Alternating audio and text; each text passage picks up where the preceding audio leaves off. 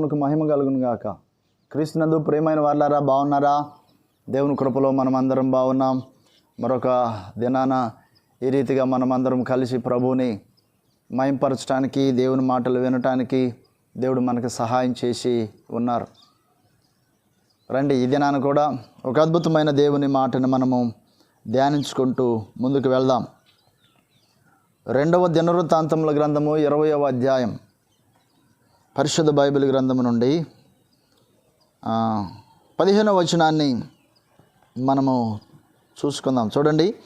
యూదావార్లారా, యెరూషలేము కాపరస్తులారా, యెహోషాపాతు రాజా, మీరందరూ ఆలకించుడి. యెహోవా సెలవిచ్చినదేమనగా, ఈ గొప్ప సైన్యమునకు మీరు భయపడకుడి, జడియకుడి. ఈ యుద్ధము మీరు కాదు, దేవుడే జరిగించును. దేవునికి మహిమ కలుగును గాక. ఎంత అద్భుతమైన దేవుడండి. భూమి ఆకాశములు గతించినను ఆయన వ్రాసిన మాటల్లో, ఆయన రాయించిన మాటలలో సున్నాయినను పొల్లైనను తప్పిపోదు. దేవుడు మారని వారుగా ఉన్నారు. యెహోషాపాతు రాజు కాలంలో వారికి వచ్చిన సమస్యను బట్టి, వారికి వచ్చిన కష్టమును బట్టి, వారి మీదకి వచ్చిన ఆ ఉపద్రవమైన సమస్యలను బట్టి వారు దేవుని వైపు తిరిగినప్పుడు దేవుని యొక్క ప్రవక్త చూడండి 14వ వచనంలో ఉంటుంది.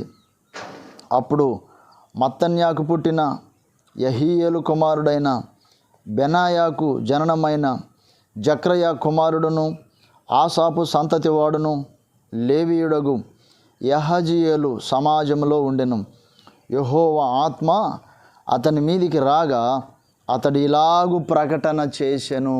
దేవుని సేవకుడు, దేవుని యొక్క ప్రతినిధి, ప్రవక్త ప్రజలను బలపరుస్తున్నాడు, రాజును బలపరుస్తూ ఉన్నారు. ఏమండి, దేవుని ప్రతినిధులు, దేవుని సేవకులు దేవుని యొక్క మాటని మన మధ్యలోకి తీసుకురావటం ఎంత ఆశీర్వాదకరమై ఉన్నది, ఎంత అద్భుతమై ఉన్నది. అనేకులకి తెలియదండి విషయాలు. అనేకులకి ఒకవేళ తెలిసినా మరి ఏదోలే అనుకుంటూ ఉంటారు. కాదండి, దేవుడు ఎక్కడా కూడా మరి పైనుంచి ఒకేసారి దిగివచ్చి వారితో మాట్లాడి అక్కడ కార్యం జరిగించిన సందర్భాలు అతి తక్కువ, అతి అరుదుగా ఉంటాయి. దేవుడు తన సేవకుల్ని మరుగుపరుచుకొని తన సేవకులతో ఆయన యొక్క మాటను అందించి ఆ యొక్క సమస్యలో ఉన్న వారికి ఆ మాటను అందించినప్పుడు అక్కడ జరిగిన కార్యాలు చాలా ఎక్కువగా ఉన్నాయి. మీరు పరిశుద్ధ గ్రంథం చదవాలి. పరిశుద్ధ గ్రంథంలో దేవుని యొక్క మనసుని మీరు అర్థం చేసుకోవాలి, దేవునితో సహవాసాన్ని కుదుర్చుకోవాలి. ఓకే, అయితే ఇక్కడ మనం గమనిస్తే దేవుని యొక్క సేవకుడు యహజీయేలు అని ఆయన దేవుని ఆత్మ చేత ప్రేరేపింపబడి ప్రజలను బలపరుస్తున్నాడు. ప్రజలతో దేవుని మాటని పంచుకుంటూ ఉన్నాడు. మీరందరూ ఆలకించుడి. యెహోవా సెలవిచ్చినదేమనగా, ఈ గొప్ప సైన్యమునకు మీరు భయపడకుడి, చడియకుడి. ఈ యుద్ధము మీరు కాదు, దేవుడే జరిగించు. దేవుడే సహాయం చేస్తారు.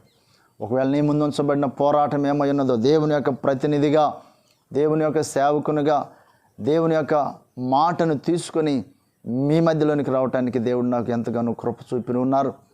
ప్రియా దేవుని బిడ్డ, నీకున్న పరిస్థితుల్లో దేవుడే నీకు సహాయం చేస్తానంటున్నాడు. దేవుడే నీకు తోడుగా వస్తాను అంటున్నాడు. ఇదే మరి నీ యొక్క ప్రయాణం ఏదైతే ఉన్నదో, ప్రయత్నం ఏదైతే ఉన్నదో, మరి ఒకవేళ ఎగ్జామ్ రాయిస్తున్నావేమో, ఒకవేళ ఇంటర్వ్యూకి వెళ్తున్నావేమో, ఒకవేళ జీవనోపాధి సంబంధమైన పనులకు వెళ్తున్నావేమో, ఒకవేళ నీ వ్యవసాయం చేస్తున్న వ్యక్తిగా ఉన్నావేమో, ఉద్యోగం చేస్తున్న వ్యక్తిగా ఉన్నావేమో, దేవుడే నీతో వస్తాను అంటున్నాడు. దేవుడే నీకు సహాయం చేస్తాను అంటున్నాడు. దేవుడే నీ పక్షముగా నిలబడతాను అంటున్నాడు. శుభవార్త కాదా? శుభవర్తమానం కాదా ఇది? అనేకులు శుభవర్తమానం ఏంటో తెలియక, దుర్వార్త ఏంటో తెలియక చాలా తడబడుతుంటారు కదా.